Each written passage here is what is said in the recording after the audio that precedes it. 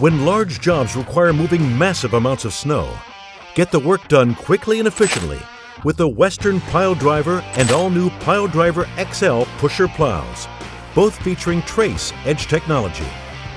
These pushers scrape down to the pavement with an advanced cutting-edge system that has independent 2-foot sections that move vertically, oscillate, and trip. Get more jobs done faster with the Western Pile Driver lineup of pusher plows. Mike Bott from Frost Solutions, one of the owners of the company. What we do is provide a mini weather station to give you a tailored forecast to those particular locations so you know where and when and what to do in those parts of town. You know there's 2 or 3 or 4 or 5 different ways that people can experience tremendous value having a technology like this.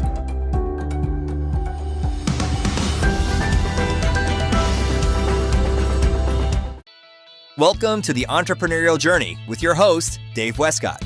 The Entrepreneurial Journey is a weekly podcast that streams live every Tuesday at 9:15 a.m. Pacific on Dave's YouTube channel and LinkedIn profile. Now here's Dave with this week's episode. Good morning and welcome to the Entrepreneurial Journey. I'm your host, Dave Wescott, and I have with me special guest, Kumar, CEO and founder of Ashford Communities. Good morning, sir. How are you today? Awesome. Thank you for having me. Yeah, I'm so glad that you're here. Thank you. Thank you for the time. I appreciate it. I just looking at your bio, I would read your bio, but I probably wouldn't do it justice. But what an incredible career that you've had, over the years, building Ashford Communities, putting, together everything that you've done. Would you mind sharing a little bit about where you started and what got you into real estate and what kind of drove those passions? Sure, absolutely. First of all, I was born in India, came to Canada as a child into a place called Regina, Saskatchewan. My father was a surgeon there, and to make a long story short, I didn't speak English when I came to Canada, so I was held back 1 year. Wow. So I had a childhood where I did not have a lot of discrimination. I was one of the only brown kids there. Lots of fighting and that kind of thing growing up. Tough situation earlier on in my 10th, 11, 12 years old. Then I started to excel in high school and college. I did okay. Honestly, I did not study very hard in college. I was more interested and learned very easily that I wanted to be a business person. I was always really keen on making a lot of money. I was growing up under my grandfather. For 4 years, I was left in India just with my sister and I, where my parents came to Canada. Yeah. 4 years I was with him, and he was a very strict person, principal of the school, super hard-driven, charging person. Mm-hmm. Very, we call scarcity mentality, saving every penny. I learned that from him. So as I got out of college, and before I got out of college, I started learning that somebody else I knew was doing real estate. And frankly, I didn't study hard enough to do med school or do medicine. And I very early on got really keen on real estate. And I was watching somebody else that was doing multifamily. And this guy, I kind of picked up all the things that he was doing. And I'd seen my dad bought a couple of properties and did a lousy job with them. And so by the time I was 21, I was starting to help him while I was still in college. I took over the operation and management of the properties, maybe 40, 50 units. By the time I was 22, 23, did a lot better job. I got my real estate license. I started selling real estate. I was looking for something else to do. I lived at home the whole time. Okay. And then I was to save money and found a property. To make a very long story short, I found a property that I could increase the income very quickly. And what I found had rent control of the thing. So this is a kind of what I suggest for everybody to do, is look for an angle that other people don't see. And the angle I saw was that even though there was rent control in the multifamily where I was, I noticed that somebody else was putting furniture and charging for the furniture on top of the rent. So there was a restriction on the rent, but there's no restriction on the furniture you can charge for. Ah. So buy furniture for, say, $1,000 to furnish a whole unit, and I could charge an extra $100 a month. So the rent might be $220, but I could charge another $100 for the furniture. So suddenly I was going from $220 to $320. You're right. Hypothetically, just give you that example. A significant increase in rent. So within 9-10 months, I was able to get the NOI very significantly up on an 11-unit deal, and I could refinance all the way out, plus took about $30,000 more than I paid for it out of the property. So wow. It gave me a lot of money to do the next deal and so on. That's what I continued to do over and over again. My goal was always to buy one multifamily property a year. I was constantly looking, and obviously I was very, very tight with money. I was doing all the moving of furniture. This was like I was 24, 25 years old. Right. And I'd saved money. I'd stayed home. Then I started managing more multifamily for other people in a couple other provinces. I started managing industrial and continued to manage my own properties there. So I was working a lot of hours and so on, and showing apartments at night and usual stuff like that. And then grew and grew and grew and so on. By 90, I got married, I had kids, I moved. Multifamily gives one big advantage in income taxation, as you may know. Like depreciation offsetting the income, I could make really good cash flow and still write off from the depreciation income. So if I'm going too fast, slow me down here. No, that's great stuff. I love that. And I would share with you that I'm Native American, so I'm not Indian from India, but my dad, Nate, is Indian from America. And my dad is, dark skinned like you. My mom is 100% white. I came out white. My dad was born in the 1930s, and similar to you, like he will tell the story of, being an Indian, growing up was very tough, lots of fights, lots of discrimination, just very, very tough growing up. I grew up a hockey player, so like Regina, I know where that's at. And when I played hockey, there's not a lot going on in Regina. It's like just a wheat town, and right. There's a lot of fights. I got in a lot of fights in Regina playing hockey, and so I can imagine what you went through in Canada, all white, very farm, very, very rural. I can imagine that where you grew up was super tough. Like that was, people today have no idea what you went through. And I think I've seen great entrepreneurs come from the toughest of circumstances. How did the growing up in that just tough, I mean, I guess sometimes brutal environment propel you to where you are today? Yes, and I think that fortunately for me, the discrimination didn't last a lot of years, 2 or 3. Yeah. It was a combination of things going on there, and then I wasn't trying to pick a fight, but they were trying to pick a fight with me. Right, it's what happens. There was no choice but to fight back. Yeah. And my parents would call the other parents, and my father was a very respectable surgeon. Probably there was 120,000 people in the town, so it wasn't that big. So I moved directly from Regina, Saskatchewan to Houston, Canada. Right. Houston, USA. Yeah. Only about 50 times the population in 1997. Right, that's huge. A little mouse in a big city. And so anyway, so I had a lot of real estate. I sold all the real estate in 97. And so I'll give you a little story of how that happened. I'll just continue with that. Yeah. I came on my sister had moved to Houston with her husband, and I came here when they moved here just to visit. And my middle of the night in December, it was like minus 30 where I lived in Regina. It was like 85 here, and the air conditioner goes off. My wife wakes me up and said, "Do you hear that?" And yes, I hear that. And she says, "Go back." I said, "Go back to bed. It's the air conditioner." She says, "I know. Look what the temperature is here and where I came from." And so that's it. I'm not going back to sleep. I'm not gonna forget this. Tomorrow morning we'll have a discussion. I said, okay. And so I was really doing well, by the way, in Regina. I was doing killing financially. Okay. Right. Living was like living really well on $50,000 a year, $60,000 a year in those days. I was making several $100,000 a year in those days. Wow. So it was like I didn't need money. I was doing really well. I had 3 kids by this time. My kids, so we moved. She finally forced this issue. Said, "You either, I got to get out of there. It's too cold for me." And she's the smart one in the family by far, long ways. Anyway, the long bottom of the line is we moved. She said, "You come here," and we went on another vacation about 6 months later. And I threw away my return trip from California. Yep. I was in California with some cousins. Threw away my return ticket.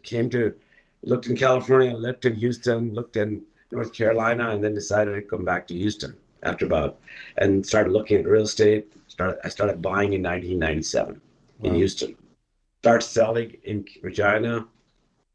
And in 1998, about 18 months later, we sold the whole portfolio to somebody. Wow. And I had a couple hundred units. It wasn't that much, but they were worth a lot of money because they were like 98% occupancy in that area. Sure. They're doing really. And so, but of course I sold too soon. 5 years later, the portfolio was worth about 3 times the money. And the oil, as the usual stuff, but still I'm happy we moved. One of the theories that I had read in the books a long time ago was as your kids get older, and by this time my oldest was like 16, and she was going to go to college next year. In 1998, she went to college in McGill. Okay. And then we moved to Houston. And was that if you're in a little small city like that, there's a chance of your kids coming back to visit you is less. Okay. You're in a good city where there's some environment for growth for them, the chance of them visiting you is much higher. That's good. I like that. And I thought you want to hear that because it'd be important.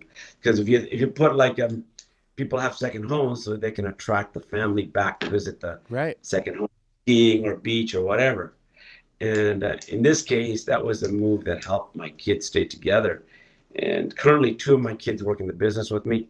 Oh, wow. And even the third physician, she also is involved in the business. Wow, that's cool. So in any case, that's just something to think about for everyone that's in a small place. Yeah. Well, it's a bigger place with a lot more. We were doing really well. So it was a difficult move. I never thought it would move. So I never say never again. And that's awesome. And honestly, one of the other theories I have is never give up. Okay. So one of the things that happened very recently is I want to remind you of something, and I think for the entrepreneurs out there, it's about I'm a salesman. I haven't had a actual job, since I was 19. Okay. Nobody will ever hire me, and I'm probably very unemployable. Very. But, and I never give up. So recently, making the next call after the 10th call is usually where the success comes. Really? Oh, yeah. I give an example of something so you guys can take. There was a situation where a broker came to sell us a retail property. I'd already been in business in Houston about 10 years, and we decided we want to get into retail. And this broker came to see me and my partner, and he said, "This is a great property. You should buy it." We said, No, we don't like it. We don't like it. We don't like the location. It's not this. No, you got to keep coming back. And he sold it to us. I did really well with it. And it was probably the 10th or 15th time he talked to us, and we finally bought it. We don't remember all the times we said no, but we did say no. And he actually ended up selling us 2 more retail properties in the next year. Big ones. So the same guy, and that's what makes him an excellent salesman. How many times he came back? I feel that the sale actually does, most good salespeople come back 8-10 times. Yeah, I love that. And that's when the sale happens. And the majority of the people quit after 1 or 2 or 3 times. Yeah. Calling back. It takes people to adjust their brain to understand all the intricacies of anything. And one of the key things we do is we keep in contact with certain people, and that's why we buy or we sell.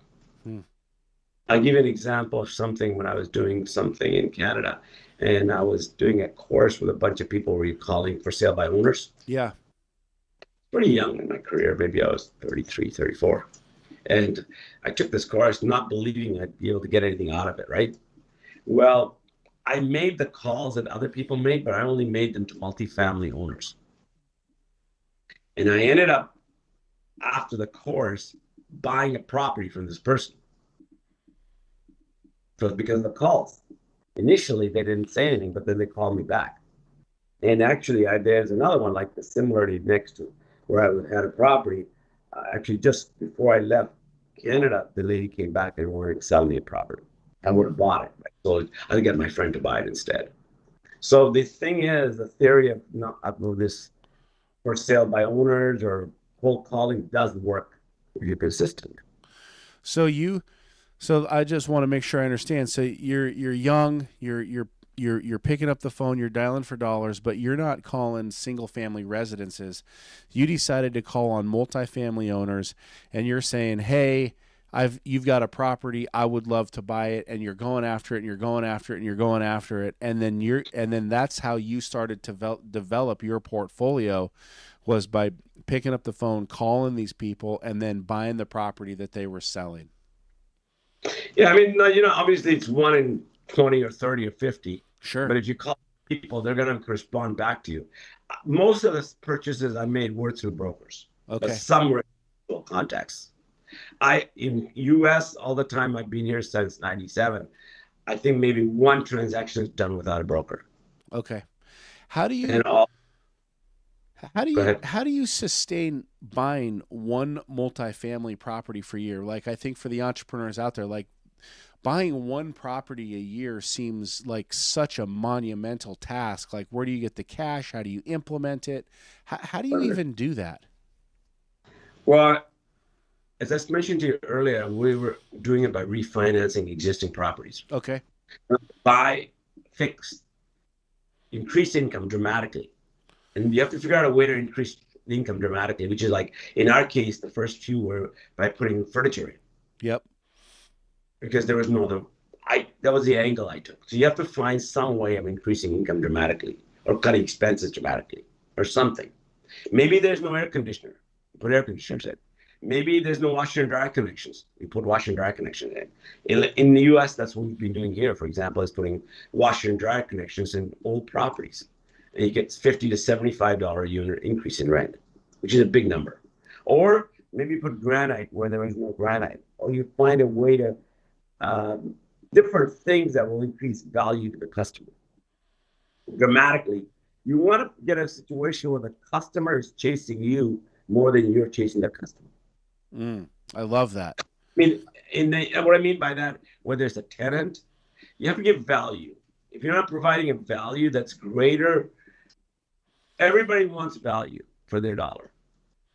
And you have to respect the customer. I think most people think because you own the property, you don't have to respect that customer generally. I think the customer is gold.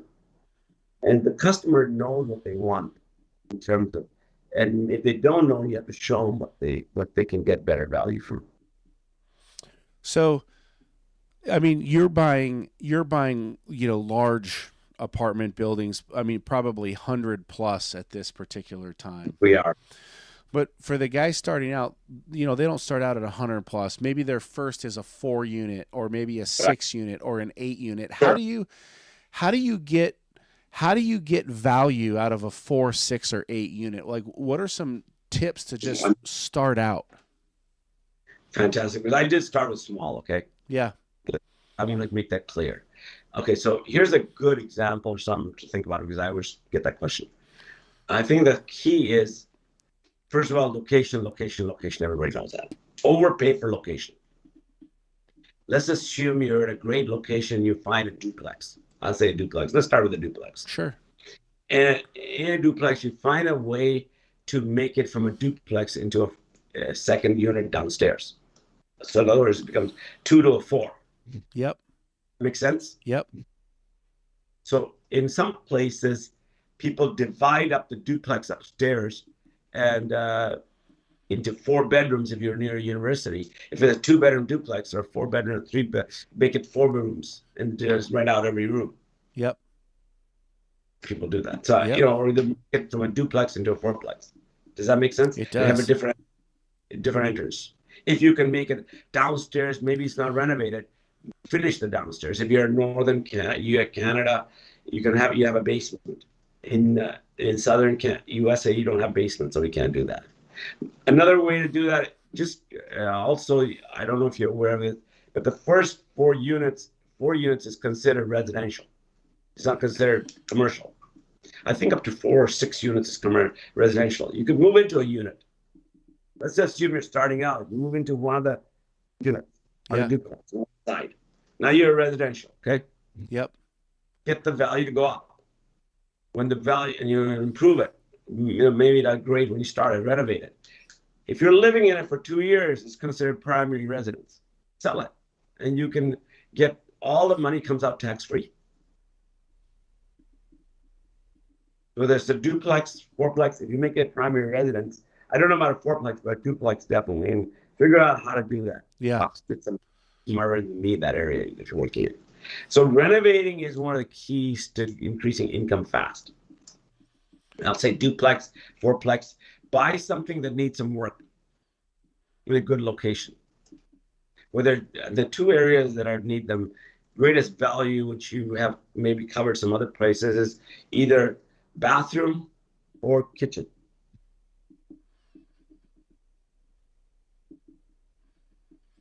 Put your money in the places.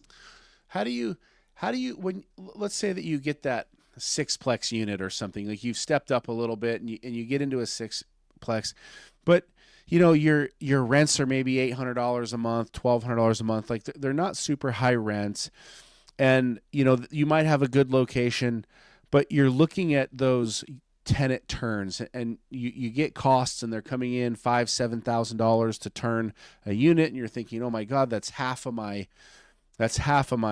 yearly income on this.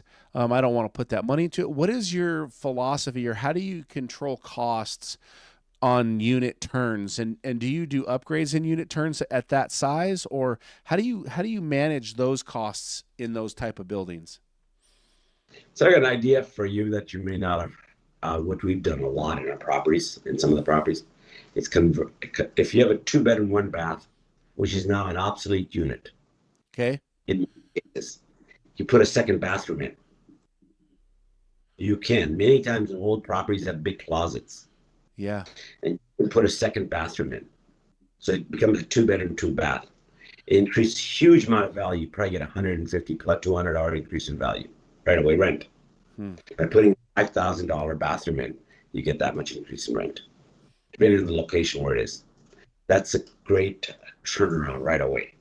And $200 rent when you're say at $800, $900 is a big number, and immediately value goes up of the property. Does that make sense? It does. That's huge. I just give you one idea, one solution. But the 2-bedroom, 1 bath in many locations, and depends on market you're in, of course, is becoming an obsolete unit type, because people want a bathroom. And then when you have a 2nd bathroom, you can also have roommates. Or in 2-1, you probably end up with a couple with a kid, and even then they want that extra bathroom costs for a lot of money. Yeah, that's a great idea. Because we have situations where a 2-bedroom bathroom is an extremely difficult plan to lease. The 2-bedroom, 1 bath is very hard to lease. And I bet the 1-bedroom, 1 bath is harder, or? No, it's not harder. Okay. It's just rent. The 2-bedroom, 1 bath is obsolete because people think they got to pay like $100 more for the 1-1 to 2-1. Yeah. 1-1 to 2, $100 difference, let's say. The 2-2 may be $150 difference, but they'll rather go for a 2-2 than a 2-1. That's just, I'm giving you generalities. Yeah. No, that's awesome. That's fantastic. Market to market, location to location. If you get it in New York or somewhere else where the market's 100% occupied, it's different. But if you get a competitive market, the 2-2 is a much better product. And sometimes the 2-1 doesn't lease at all. I'm just giving you an example. Or another thing that people want now is if an older property, they don't want a tub. They want a shower, stand-up shower. Renovating a bathroom gives you great value, because the bathtub is usually in 25, 30-year-old properties are not very clean and dirty, and so you change out the bathtub and put a stand-up shower. Big renovation, big good. That's interesting. I had never even thought of that or even considered that. So how do you go from these small properties, 6-unit, 8-unit, to 100 plus? How did you do that? How did you scale that? Well, a combination of things. The other thing is when you're doing that, you're gonna probably want to have some investors, Okay. or you may have some partners. Call it whatever you want. The chances of you going from 4 or 6 to 100, we'll call it plus, is hard without some sort of financial backing. Because even to qualify for the loan, you'll need some sort of a equity. So if you, let's say it's 100 units in a market like, in most places it'd be 100,000 unit, we'll call it 80, 100,000 units. So that's $8 million to the purchase price. So 25% of that, maybe $2 million. Okay? Yep. And so to either raise $2 million or to have $2 million takes a lot of, you got to have some situation going on. So I would say, have a plan to get investors or a number of partners that'll come in. You may start by, when you have a 2-unit, 4-unit, you fix those 2 or 4 units, sell them, and live in one side, and probably you might check your CPA if you can qualify as a primary residence. If you can qualify as a primary resident after 2 years, you'll pay tax on the sale. Yeah. No, that's a great tip. So the key is the how much can you depreciate the property? So the duplex, the fourplex, you depreciate the property, and that offsets the income from the property. Yeah, that's a great tip. So you get investors, you get financial backing, you start to grow. Do you have partners today, or do you run just you? We raise money. We have a GP-LP split. So Okay. It's another GP, and you have a limited partners. And so we do put our own money in, but we also raise money from investors.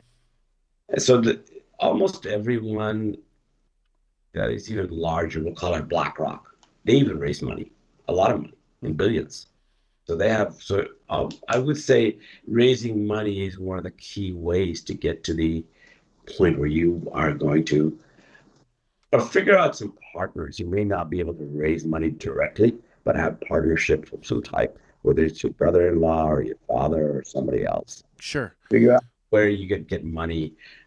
And I think there's no harm in starting smaller. That's where we started, and growing at the business. And then as you go bigger, you have more staff, more people. And I would say figure out a way to do the work in the properties as cheaply as you can. The other one I really like is a washer and dryer connection, if there is none in the older properties. Yeah, I think that's awesome. Some people don't have washer and dryer connections. Yeah, I love that. You said do the work as cheaply as possible on the properties. And one of the statements I think you had made when we first started this call was you were living in India for 4 years, and you were with your grandfather, and you had a kind of a scarcity mentality of just, save, right. save. And so that kind of transfers into, work, get the work right. done as cheaply as possible. How big of an impact does that? And how do you even go about doing the work as cheaply as possible? Great question, because I think that's the key, is whatever you're doing, you have to think in terms of every penny counts, especially when you're starting out. So whether it's hiring a contractor that'll work by the hour, that you can monitor, or you're in there with your sleeves rolled up, hiring people that are capable of work. And, initially, whether it's tearing out the bathroom or figuring a new bathroom, and getting someone that's not necessarily a fully licensed plumber, but someone that can do the job at $20 an hour instead of $100. Sure. Figuring that out. How do you get it done cheaper than the rest of the crowd? So you have to look at and dig for, talk to other people. Another thing is to talk to other people that have done this work before, to other people that have grown, like they have 4plexes, 6plexes. Try to have a peer group to work with.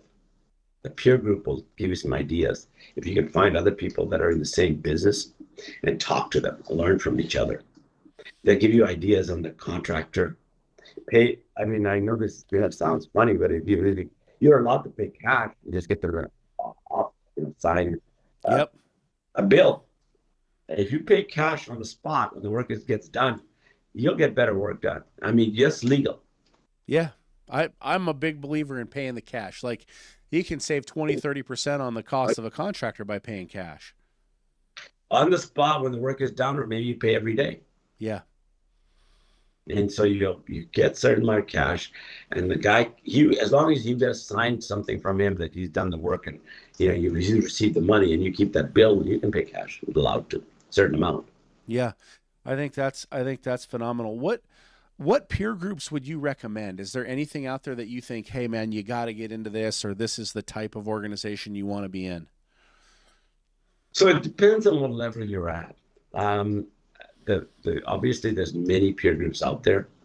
If you've already got some income coming in, it depends on where you are. I think I have to be careful in saying that most of the people I'm associated with are in like have you heard of EO, Entrepreneurial Organization? Yep, I've been EO. You're in EO? Okay, Yeah. I mean, you used to be in EO. We'll talk about that in a minute. I'm in. I really recommend that. I recommend Vistage. I was in Vistage for 20 years. And as you go up the ladder, and there's various levels in Vistage too. So it depends on, if the guy has a full-time job somewhere and doing this on the side, or is he working on 5 houses at the same time? Yeah. If you can roll up your sleeves and do some of the renovation work yourself, okay? Yep. You're going to get a big pop. Yeah. For your money, for the work. I highly recommend people when they're starting out, first of all, learn. So read and listen and grow. Because key to any other thing here, as far as I'm concerned, is the best student of the business is always the most successful. The best student is the most successful. Become the student of the business, of that business. Whether it's multifamily, retail, I don't care if you're digging ditches, if you're, whatever you are going to do, become a student of whatever you're doing. And that will help you. Learning is one of the keys to all the things I just said to you. I picked up on different places, whether it's converting a 2-1 to a 2-2, or making the kitchen bigger, or putting granite, ceramic, whatever it is on the older properties. We have older properties, we're converting them. We haven't done much recently, but whatever has happened when people have done it, I've seen other people do it. Yeah. Watch other people do it, following along, getting ideas from other people is a key. Yeah, I love that. I mean, I've got some great ideas from you here just today. So I think, I'm learning from you on this podcast call. I think that's fantastic. So you're a big believer, get into EO, get into Vistage. Maybe as you start to grow, maybe you get into a YPO, but find that organization that's going to help you grow and help you, put things together and meet the people and the connections and learn from others around you. I love what you said. The best student is the most successful. I think that's critical. How has it been bringing kids into the business? Like you said, that your children work with you, and some people I think might be afraid of that. Is that something that you're afraid of, or is that something, obviously not afraid of, but is that something that you enjoy, or how did you get them involved or even wanting to participate in what you're doing? I think I would suggest starting early. Okay. Kids as early as maybe even 8 or 10. And get them in if they're interested. It doesn't matter if they don't do real estate or don't do your business. Basically, the knowledge of just learning about anything will help them in their life. It could be as simple as, okay, how did you hire this person? Why did you hire this person rather than the other person for doing some work, we'll call it. Yeah. And why do you like this person more than the other person? Start teaching people or kids early. Like 8, 10 is fine. 12 is fine. I think the earlier you start with them, and I probably started later, but I'm definitely some of the people I know have started very early with their kids, and so I really believe in that, and I think young people can learn at a much earlier age than kids can. Your kids can learn a lot earlier. They could be people that are kids that are cutting a lawn, we'll call it, somewhere picking trash or moving out the trash when you're renovating something. They could be doing some sort of cleaning. There's 1,000 things kids or young people can do. They're 12, 13, 15, 16. As if you're older, you can be, basically getting supplies, going to the hardware store and getting supplies. Yeah. And you can pay for that. And that's a good way of offsetting income also, is paying the kids as they get older. I don't remember what age they can start at, but there's a certain age that you can pay them a certain amount of money. And, show them how to put their money in an account and how it grows and, all that kind of stuff. Just basic financial literacy is very important. I think that's left too long, and a lot of people don't even understand what financial literacy is. Yeah, I think I love that. I think that's a huge takeaway. Show your kids what financial literacy is, from a young age. I think that's awesome. Now, you've been doing this for a long time. I think you said you moved to Houston in 1997. So that's almost 30 years in the States after you sold your initial portfolio and came down here. What's the biggest lesson that you've learned in business over the last 40 years? I think the key to all of this is who you know, not what you know. I think most people are smart enough. The connections, the people you meet along the way, being good to people, kind to people, the friendships. I have many, giving more than you get. I have situations where people help me. Obviously, I help them too as much as possible. Always trying to connect and give them some value. I think people are always wanting to get before they give. I think you got to give before you get. I didn't know anyone in Houston before I came here, except my sister. And her family is not in the real estate business. So I started from zero, literally cold called the first brokers. And before I got to Houston, and believe it or not, it was March of 1997, I'm still connected to those two brokers. First day I met them, land in Houston. I went to my sister's house. I met them, and they helped me buy my first deal, which I still own, by the way, today. Wow. And one of them is a very close friend of mine now, one of the brokers, and another one I know very well also. So extremely close. So the key is, I think the brokers are a key ingredient. People you meet along the way are key ingredients. Peer groups are very important. Learning from the people around you. Staying on top of them, just knowing. And I think the people give you leads to business ideas also. I think it's very important if you're going to do real estate to go and look at real estate, whether it's single family, multifamily, whatever it is, go shopping. People are wanting to, get to success without doing the hard work, the learning. Yeah. They don't want to learn. They don't want to read books. They don't want to listen to podcasts. They don't want to, they should be doing all of those and reading other books, reading, all kinds of stuff to get ideas on how other people have done it. Everybody's got lots of good ideas. What is for anybody that's looking to grow and educate and level up, what are the top books that you think somebody should be reading? Well, my favorite book in the world is not a business book. It's called How to Win Friends and Influence People. I love that book. Dale Carnegie. Right.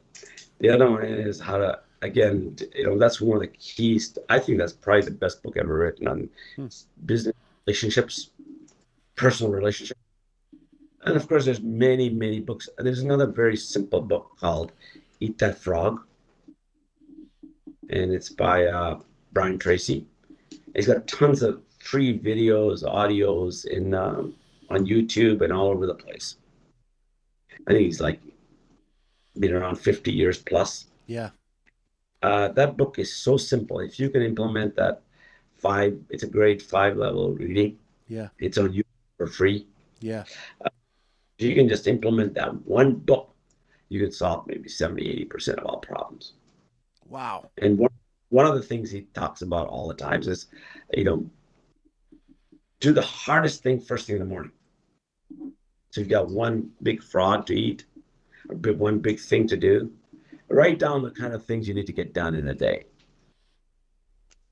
Yep. And go after it. Don't have to have 25 things to do. You need to do 2 or 3 good ones. Imagine if you did 2 or 3 things in a day, and you have even 200 working days, 250 working days a year. So you're going to get a lot done. Right. That's 400 to 600 things done. It's a lot. That is a lot. That is a lot. Maybe if you just, work on the first things first kind of thing. The most important thing. What is the number one thing that you would say has contributed to your success? I just think not giving up. It's keep calling back, talking to people, asking questions, listen for the answers. Lower your ego. Think like you don't know. Ask questions and acknowledge people when they give you an answer, even if you know the answer. So basically, you have to lower your ego. And then the theory I use, which I use, I always want to be wrong and happy. In other words, you tell me right now it's middle of the night. I'll say, okay, we're talking about it. Okay, I'm not gonna make you wrong. So I'm always wrong, and in business too. A lot of times, people are suing us for something or other, and we have to give them some money and tell them to go away. We know we're right. Okay, hypothetically, let's say there's something happened and they sue us. All kinds of people are suing people all the time, and sometimes it's not worth the fight. Yeah, because the fight costs you more than the actual dollars, we'll call it, or the time. So we try to figure out a way to cut our losses, time-wise and money-wise, so we can go on to the better stuff.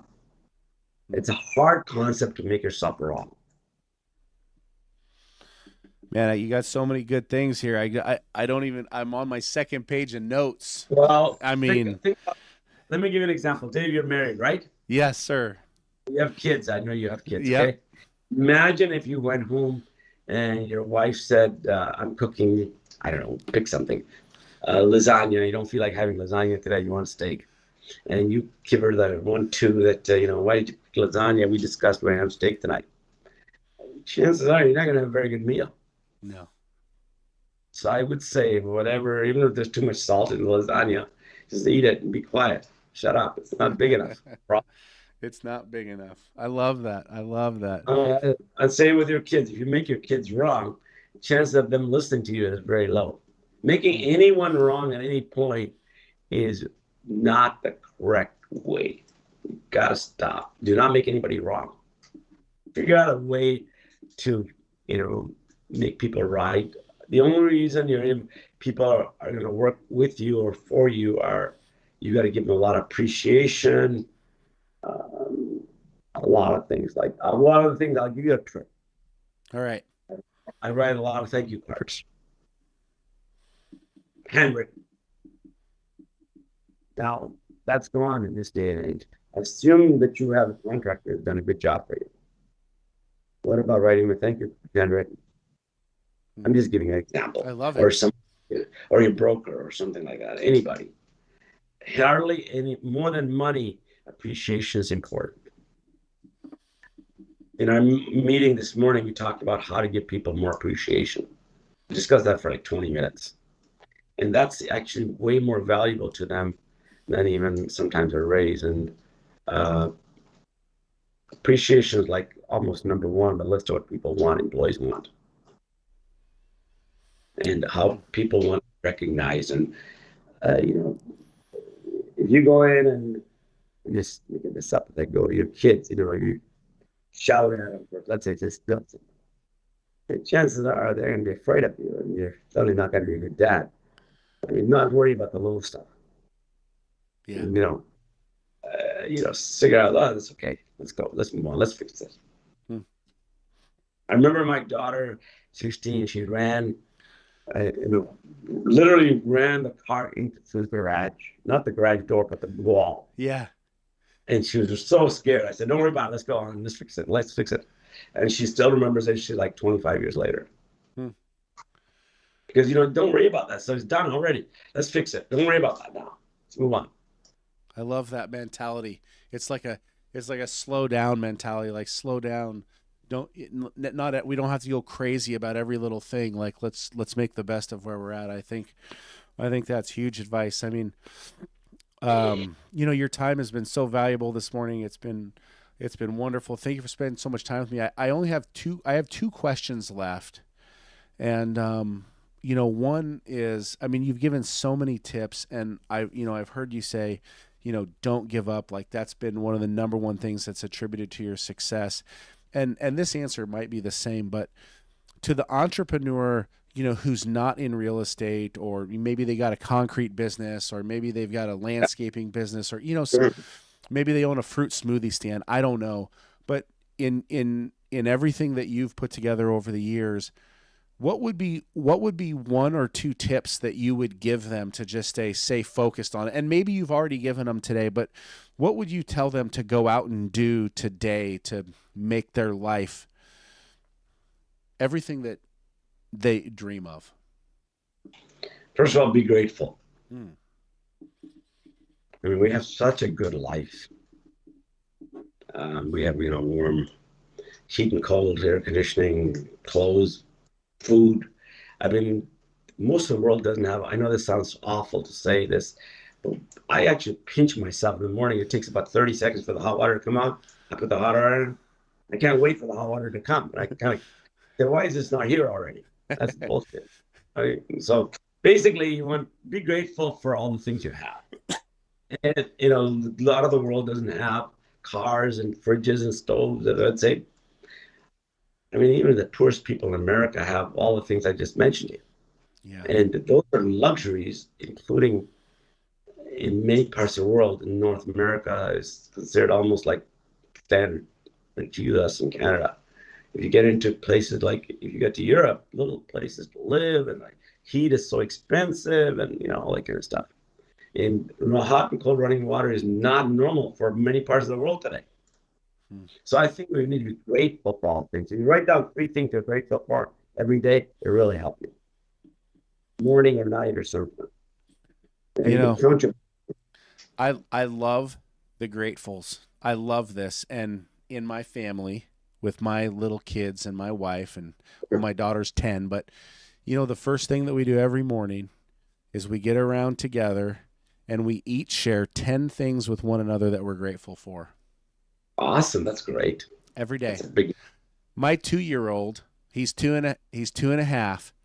He can tell you what he's grateful for.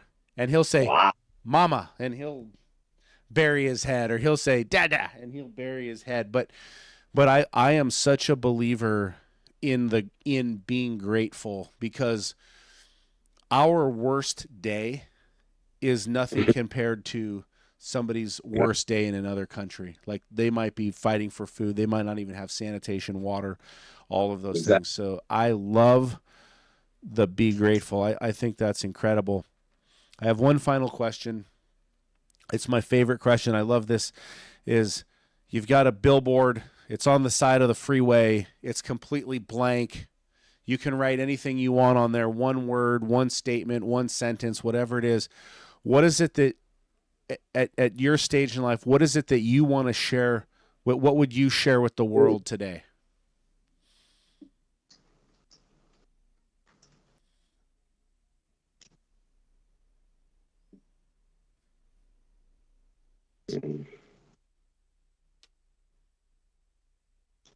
I think this being grateful is a big part of it.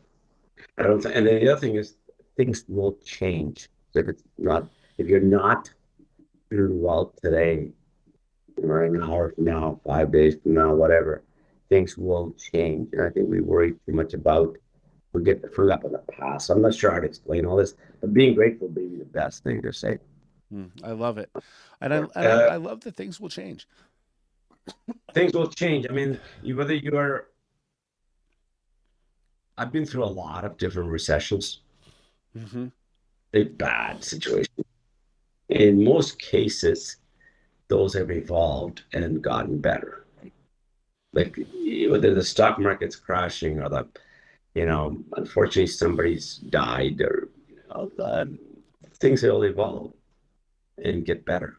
I think in most cases, if you work at it, it's working through the issue. Most people quit. They don't work through the problem or the issue, whatever they happen to be. Take another look at it. This is not what you want on the billboard. The billboard probably just have to say something like, be grateful. And I think that may be enough to trigger something else. I cannot think of anything else that would be strong enough and simple, not complicated. I love it. I love it. Things will change. Work through the issue. Take another look at it. Take another glance. Don't quit. Don't get up. Don't give up. Be grateful. Be humble. Keep your ego out of it. Right. Don't make people wrong. Little things like thank you cards can mean the world. Focus on relationships and who you know. Be good to people. Be kind to people. Give more than you get. Give before you get. Do the toughest things first. Eat the frog. I mean, there's so many takeaways that I've gleaned from our hour together that you've made my life better today. So I just want to thank you so much for the time that you spent with me. Are you on social media at all? Can people follow you on social media? Can they connect with you on? No social media. That's okay. Well, I want to tell you something. Just interesting. So I don't own a laptop anymore. Okay. I hardly do any email. Majority of the time, I think if I can say anything else, everyone should spend a lot more time thinking. Thinking is hard work. Thinking is way harder than working. Differentiate yourself from working and thinking. The reason I don't own a laptop is because other people in my office can do way better than me and type a lot. I think even you get to a stage where you get some time to really think, it is the keys, and reading things and listening to things and having some quiet time in yourself. All right, I gotta ask this question. We're both friends with John Crandall. Yes. I spent some time, with him at his home up in New England, and he's a good friend, love him to death. When I was with him this time, he told me, Dave, I don't check my email anymore. My assistant sends me the top 5 emails and then highlights the one that are read, and then I tell her what to respond with. Did he get that from you? Did that come there? Because he's not doing email anymore either, right?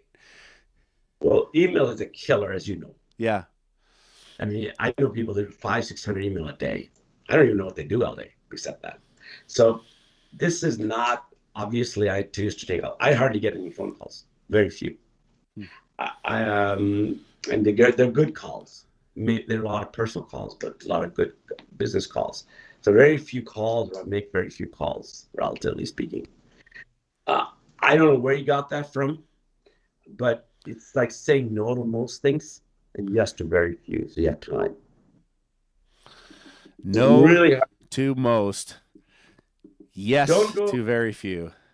Don't go to lunch with somebody you don't want to go to lunch with. Don't go to dinner with somebody you don't want to go to dinner with. Or stay. I mean, I meet John, spend a lot of time with him because I want to. And hopefully he wants to spend time with me so we can connect. But most people do things do things they don't want to do.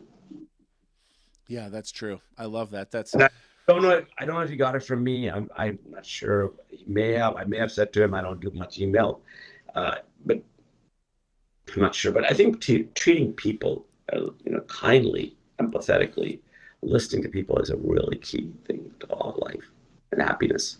I believe that. I'm a 100% believer in what you've shared with us today. I think it's been fantastic. I don't have anything else for you. I'm gonna let you get back to your day, and hopefully it's a fun, good day. We're gonna have we'll stay on for about 10 seconds after we say goodbye because we got to let the tape catch up. Sure. But this has been a fantastic show. This is the Entrepreneurial Journey. I'm your host, Dave Wescott. Follow me on LinkedIn, Instagram, anywhere it's social. I'm hanging out. If you like the show, give us a like. Drop your comments into the comment box, and check us out, 9:15 a.m. Pacific Standard Time every single Tuesday. Sir, it has been absolutely fantastic hanging out with you for the last hour. I've learned more in the last hour than I have in the last month. So thank you so much for your time today.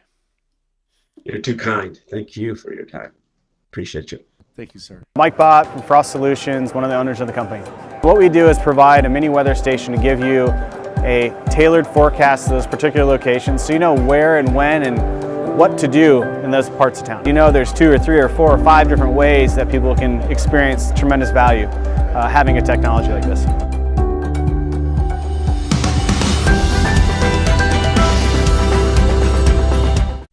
Introducing the all-new Western Enforcer V-Plow. Engineered with all the features, efficiency, and performance of full-size Western V-Plows, built specifically for your half-ton truck. For more information, visit westernplows.com.